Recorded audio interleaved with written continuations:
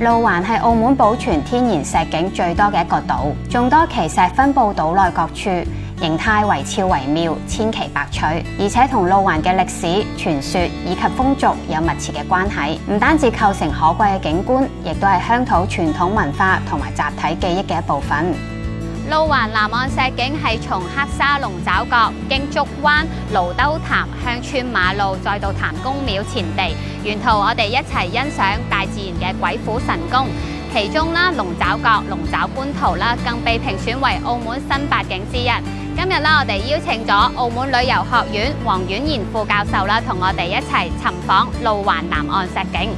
咁我哋今日嚟到咧澳門新八景之一嘅龍爪角，咁其實咧佢位處於黑沙海灘嘅西南面，同時亦都係一條長達數百米嘅石灘。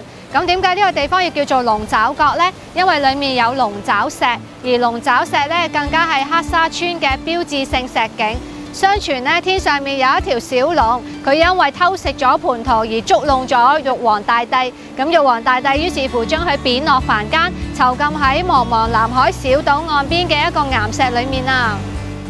黃教授話：呢個龍爪石外形好獨特喎，分為上下兩部分，上面咧好似個蓋咁，而旁邊嘅大石咧又似一幅屏風，隱約出現咗桃樹嘅圖形，真係栩栩如生啊！難怪啦，可以聯想到咁多傳說啦。相傳話小龍咧隨時都會破石而出，飛翻上天㗎。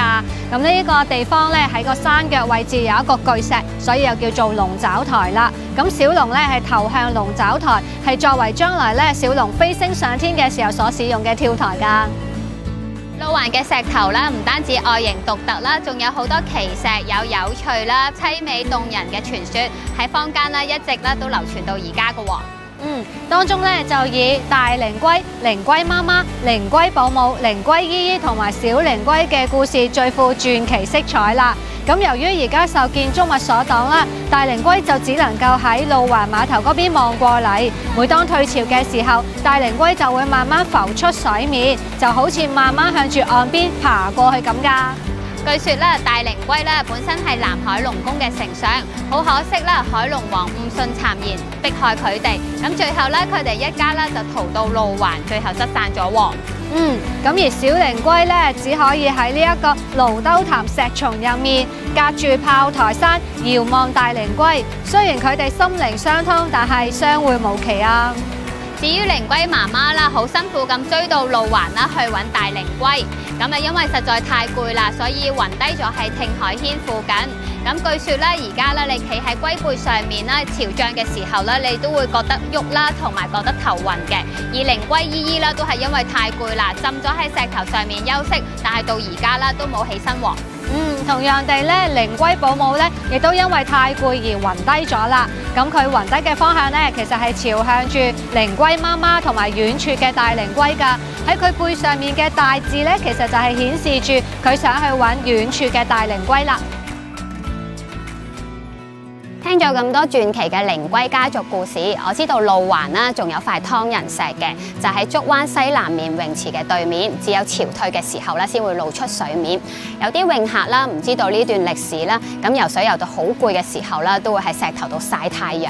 咁其他人咧講笑咁講啦，就話：你等俾人湯咩？咁其實按當地嘅老居民講呢，呢一塊石係以前路環海盜湯人同埋放血嘅石廠。咁由於殺人殺得多啦，所以今日嘅岩石底部依然係可以見到紅黑色嘅顏色。咁但係如果我哋從科學嘅角度去理解呢件事嘅話，咁係由於紅黑色嘅岩石裡面有黑雲母嘅成分，咁而長期受到鹽海浪嘅拍打而產生咗生鏽嘅現象㗎。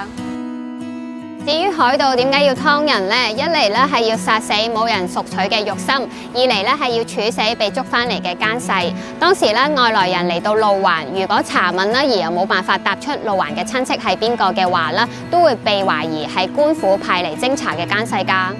咁其實咧，有關湯人石同埋海盜嘅故事咧，係反映住路環嘅海盜曾經盤踞一方嘅呢一個歷史事件，同時咧亦都係維持咗有幾百年嘅時間㗎。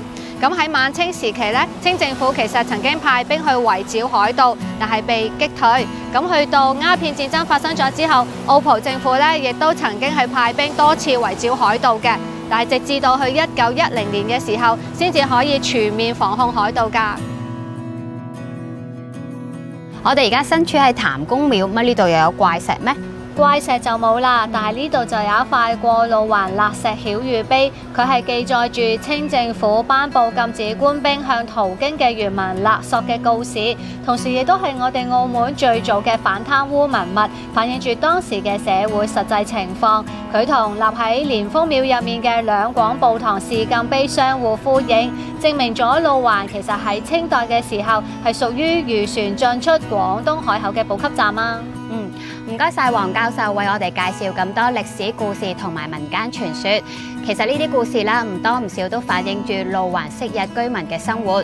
如果大家有興趣了解更多嘅昔日澳門，不妨一齊參加漫步澳門街之認識澳門，了解更多嘅故事。